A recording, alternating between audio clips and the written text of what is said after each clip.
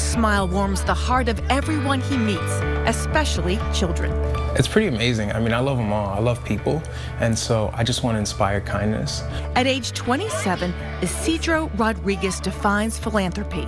He is the founder of Food for Kids, a nonprofit organization that promotes what he calls lunch equality. His goal is to erase school lunch debt for families who cannot afford to pay. Isidro has raised thousands of dollars to help families in several Grafton County towns, making sure every child gets a meal and a snack. For our local area, I knew that there's a lot of families that suffer from poverty and they fall beneath, the low-income sort of baseline, but I didn't think we were talking like $4,000 or $5,000 worth of debt. The idea is rooted in Isidro's own childhood. He was born in New York City, but when he was 8 years old, his mother moved him and his sisters to New Hampshire for a better life. He admits it wasn't easy at times. It was rough, being a minority in a community where we stood out, being the only Hispanic family in this area at the time. People were at times inquisitive, and some people were just mean. Isidro's single mom struggled to make ends meet. Money. Sometimes there was no food in the fridge. Other kids bring money to school, and you're raising your kids and they want what other kids have. It could be from food, clothing, anything. We didn't particularly get snacks if we couldn't afford them. Well, my mom couldn't afford them, so we didn't get those cookies or those bag of chips.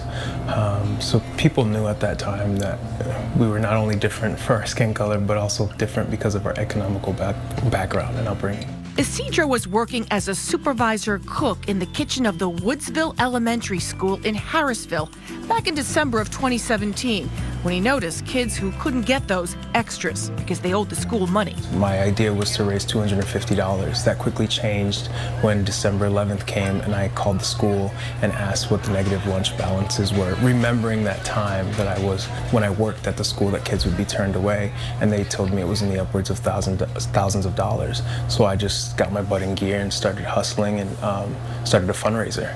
Isidro personally visited more than 300 businesses asking for donations and planned a major fundraiser. It was literally the biggest fundraiser the Upper Valley has probably ever seen. I went and visited with different schools and just asked them where they're at with lunch debt. And so I kept these numbers in mind in my fundraising efforts, and so we are going to be able to help 13 schools.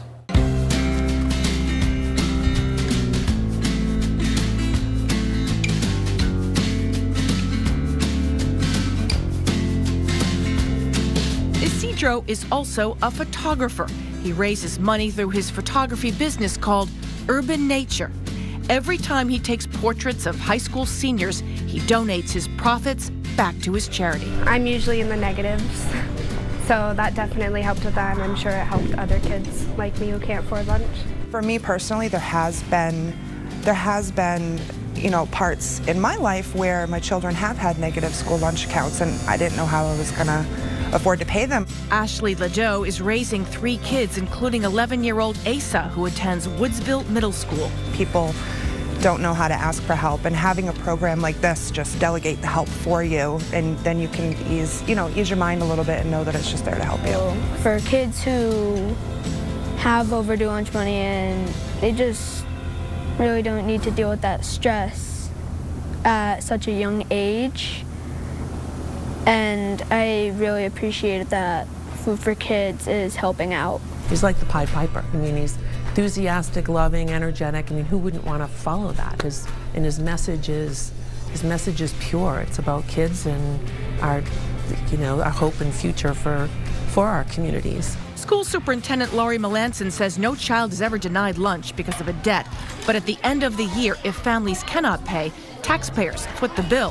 Food for Kids changed that. We do our best, parents do their best to make payments. We do our best to try to collect overdue accounts, but in the end, the communities pay for outstanding debt out of the general funds. We are Warren, Piermont, Benton, Bath, and Haverhill, all the kids. He was able to wipe out all of the debt at the time last year in all of those schools. When Woodsville Elementary lost a federal grant that provided healthy snacks every day, Isidro stepped in and donated the money. The kids are provided a fresh fruit or vegetable every day, So it's been amazing, and we apply for the grant every year, but as of yet we have not received it. So thankfully Food for Kids has given us the opportunity to provide these kids with a fresh fruit or vegetable every day.